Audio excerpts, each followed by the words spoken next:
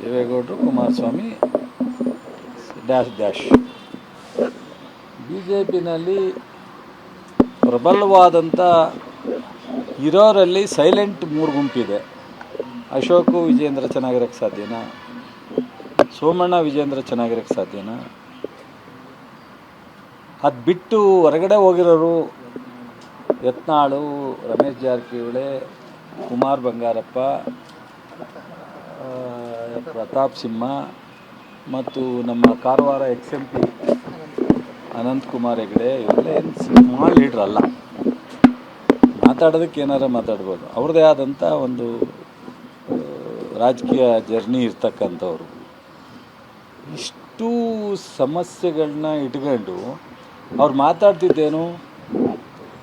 ಕಳೆದ 5 ವರ್ಷ ಮುಖ್ಯಮಂತ್ರಿಗಳಾಗಿ 3 ಜನ ಯಾರು ಮಾಡಿದ್ರು ಅವರೆಲ್ಲರೂ ಒಂದೇ ತವರೇ ಇದೆ. ಬಸವರಾಜ ಬೊಮ್ಮಾಯಿ ಅಲ್ಲೇ, ಯಡಿಯೂರಪ್ಪನಲ್ಲೇ ಅವರೇ, ಕುಮಾರಸ್ವಾಮಿನೂ ಅಲ್ಲೇ ಅವರೇ.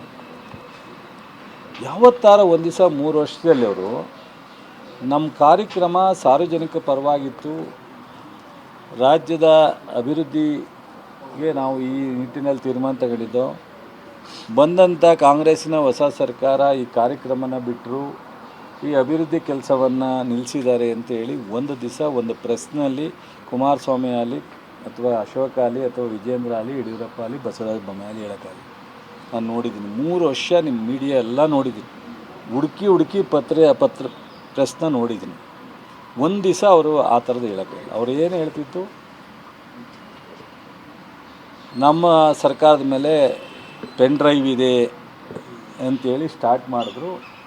ಪೆನ್ ಡ್ರೈವ್ ಎಲ್ಲ ಪಾಪ ಅವ್ರಿಗೆ ಸಿಕ್ಕಲೇ ಇಲ್ಲ. ಜೊತೆಗೆ ಕರಪ್ಷನ್ ಬಗ್ಗೆ ಹೇಳಿದ್ರು, ಅವ್ರದ್ದೇ ಪ್ರೂವ್ ಆಗಿಬಿಡ್ತು ಕರಪ್ಷನ್, 30% ಕರಪ್ಷನ್. ಅದಾದ ಮೇಲೆ ಗ್ಯಾರಂಟಿ ಒಳಗೆ ಕಾಮೆಂಟ್ ಮಾಡಿದ್ರು. ಗ್ಯಾರಂಟಿ ಸಕ್ಸಸ್ ಆಯಿತು.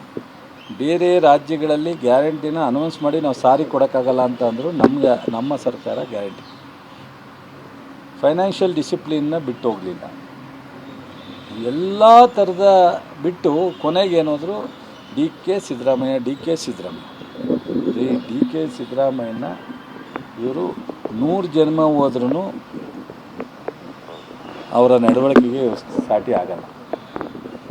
ಎಲ್ಲರ ಒಂದು ಕಡೆ ಡಿ ಕೆ ಬಗ್ಗೆ ಸಿದ್ದರಾಮಯ್ಯನವ್ರ ಬಗ್ಗೆ ಡಿ ಕೆ ಒಂದು ಸಣ್ಣ ಅಪಸ್ವರ ಬರ್ದಂಗೆ 3 ವರ್ಷ ನಡ್ಕೊಂಡು ಪವರ್ ಶೇರಿಂಗ್ ಹ್ಯಾಂಡ್ ಓವರ್ ಮಾಡೋವಂಥ ಪರಿಸ್ಥಿತಿ ಇದೆ.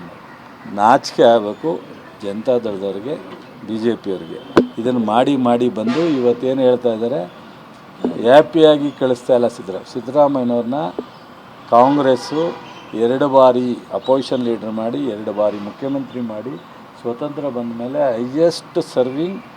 ಲಾಂಗೆಸ್ಟ್ ಸರ್ವಿಂಗ್ ಮುಖ್ಯಮಂತ್ರಿ ಅನ್ನೋ ಹೆಗ್ಗಳಿಕೆ ಕಾಂಗ್ರೆಸ್ ಪಾರ್ಟಿ ಕೊಟ್ಟಿದೆ. ಅವರು ಅದನ್ನು ಭಾಳ ಸಂತೋಷವಾಗಿ ಹ್ಯಾಪಿಯಾಗಿ ನನಗೆ ಕಾಂಗ್ರೆಸ್ ಇಷ್ಟು ಮಾಡಿದೆ ಅಂಥೇಳಿ ಅವರು ಬಿಟ್ಕೊಡ್ಬೇಕು ಬೇರೆಯವ್ರಿಗೆ ಅಂದಾಗ ಭಾಳ ಸಂತೋಷವಾಗಿ ಇವರು ಮೊನ್ನೆ ಏನೇನು ಮಾತಾಡೋರು ಅಂತ ಗೊತ್ತಿದೆ. ಅಪೋಸಿಷನ್ ಕಾಂಗ್ರೆಸ್ ಡಿವೈಡ್ ಆಗಿಬಿಡುತ್ತೆ, ಶಾಸಕರು ಡಿವೈಡ್ ಆಗಿಬಿಡ್ತಾರೆ, ಗವರ್ನರ್ನ ನಾವು ಎಲ್ಲೋ ಕಳಿಸಿದ್ದೀವಿ, ಅವ್ರ ಹೆಂಡತಿ ಹುಷಾರಿಲ್ಲ ಅಂತ ಹೋದರೆ ಗವರ್ನರ್ ಬಗ್ಗೆ ಡಿಸ್ಟರ್ಬ್ ಮಾಡೋಕ್ಕೆ ಓಡ್ತಾಯಿದ್ದೀವಿ, ಎಲ್ಲ ಥರದ ಮಾತಾಡಿದ್ರು. ಪಾಪ ಇವೆಲ್ಲ ಅವಶ್ಯಕತೆ ಇದೆಯಾ?